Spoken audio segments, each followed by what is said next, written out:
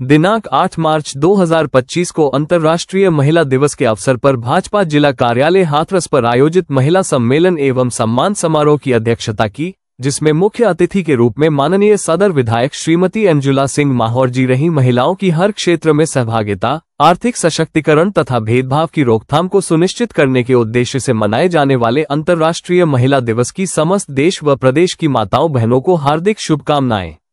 आए इस अवसर पर हम सभी माताओं बहनों के प्रति सम्मान व उनकी गरिमा को बनाए रखने के साथ प्रत्येक क्षेत्र में उनकी सहभागिता को सुनिश्चित करने का संकल्प करें।